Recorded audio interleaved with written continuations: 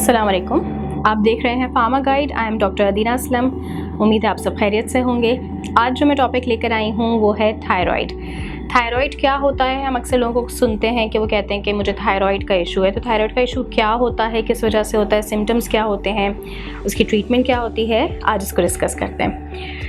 Thyroid basically आपकी body में एक ग्लैंड है। आपकी बॉडी में डिफरेंट ग्लैंड्स होते हैं, जिसमें से एक थायराइड ग्लैंड होता है जो आपकी नेक पे, लोअर साइड पे नेक में होता है।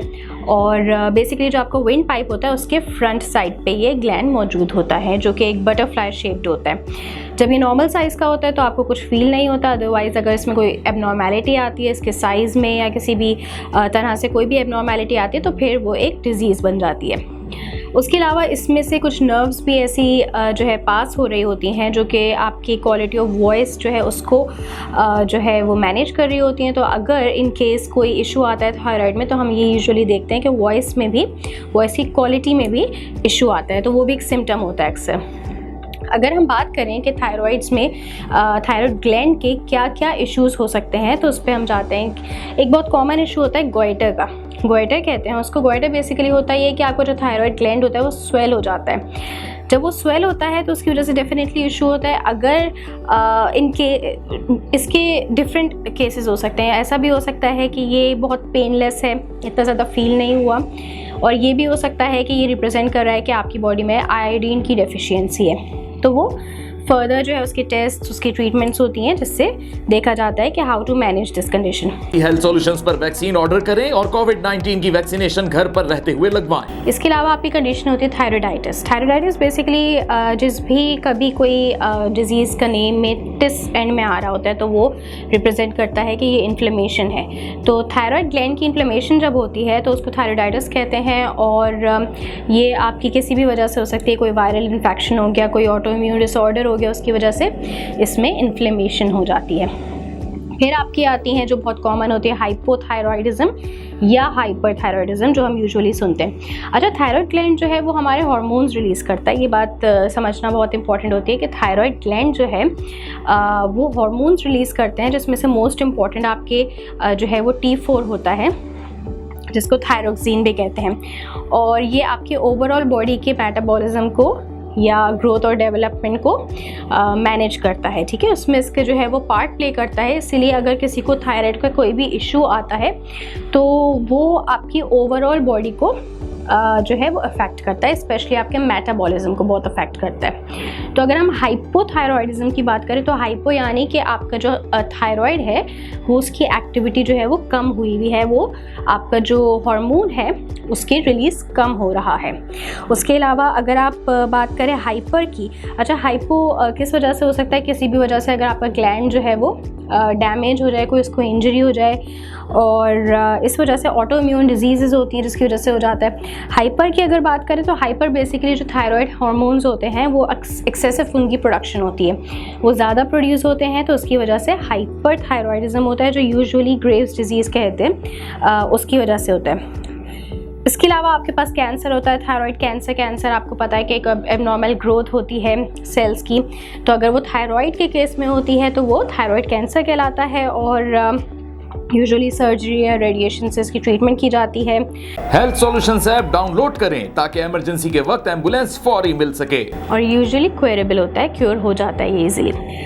इसके अलावा मैंने जिक्र किया कि हाइपरथायरॉयडिज्म का यूजुअली कॉज ग्रेव्स डिजीज़ होता है। ग्रेव्स डिजीज़ क्या होती है? ये एक ऑटो इम्यून डिसऑर्डर होती है। ऑटो इम्यून डिसऑर्डर क्या होते हैं कि आपकी बॉडी की जो इम्यूनिटी है वो बजाय इसके कि आपको प्रोटेक्ट करे, आपका डिफेंस मैकेनिज्म आपको डिफेंड करे, वो आपकी बॉडी के अगेंस्ट एक्ट करना शुरू कर देता है। तो ग्रेव्स डिजीज़ जो है वो एक ऑटो इम्यून डिसऑर्डर है, जिसमें आपका थायराइड ग्लैंड जो है वो बहुत ज़्यादा स्टिमुलेटेड हो जाता है और बहुत ज़्यादा हार्मोन्स का जो है वो एक्सेसिव प्रोडक्शन होती है। तो ये ग्रेव्स डिजीज़ कहलाती है, which leads to hyperthyroidism.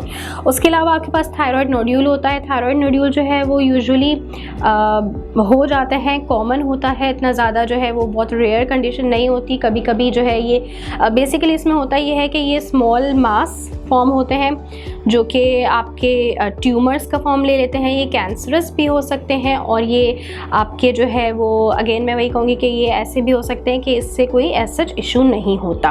Emergency की सूरत में बगैर डोनर के खून के लिए हेल्थ सॉल्यूशंस ऐप डाउनलोड करें। इसके अलावा एक फॉर्म ऑफ थायराइड डिजीज़ जो होती है उसको कहते हैं थायराइड स्टॉर्म।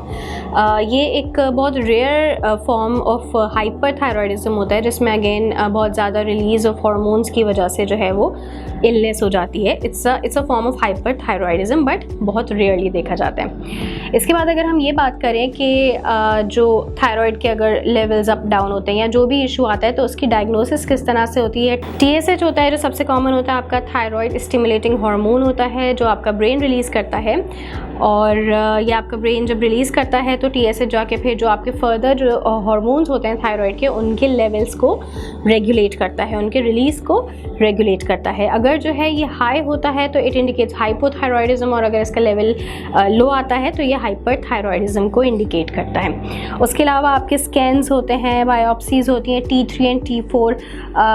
जिन लोगों को आइडिया है थायराइड का उनको आइडिया होगा T3 T4 के टेस्ट्स होते हैं और ये भी आपके ब्लड टेस्ट होते हैं नॉर्मल।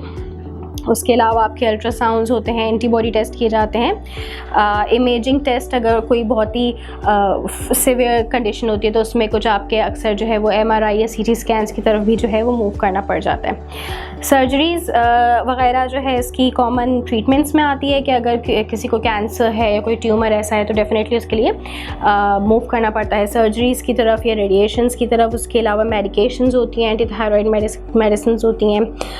रेडियो एक्टिव आयोडीन जो है वो इसकी ट्रीटमेंट का पार्ट होता है। एक लाइन ऑफ ट्रीटमेंट में रेडियो एक्टिव आयोडीन भी आता है जो कि लो डोजेज़ में यूज़ किया जाता है। उसके अलावा रेडिएशंस मैंने बता दिया, थायराइड हार्मोन पिल्स होते हैं या रिप्लेसमेंट थेरेपी भी होती है कि अगर आपकी बॉडी में जो है वो हार्मोन्स जो हैं वो प्रोड्यूस नहीं हो रहे तो फिर रिप्लेस किया जाता है उसको एक आउटर सोर्स से, मेडिसिन से, जो आपके अंदर जो बन नहीं पा रहे प्रॉपर हार्मोन्स तो उसको रिप्लेस किया जाता है, थेरेपी होती है उसकी। उसके अलावा आपके ये सारी ट्रीटमेंट्स होती हैं बहुत नॉर्मल सी। बाकी जो मोस्ट इम्पॉर्टेंट जो कंडीशंस देखी जाती हैं वो हाइपरथायरॉयडिज्म और हाइपोथायरॉयडिज्म होते हैं और उसकी क्या ट्रीटमेंट होती है वो चीज़ मैं डिस्कस करूँगी आपसे फिर किसी एपिसोड में। अभी एक जनरल सी डिस्कशन थी कि थायराइड एक्चुअली होता क्या है और उसकी क्या क्या कंडीशंस जो हैं वो सामने आ सकती हैं। तब तक के लिए फिर इजाज़त दीजिए, इंशाल्लाह फिर हाजिर होंगे। अल्लाह हाफ़िज़।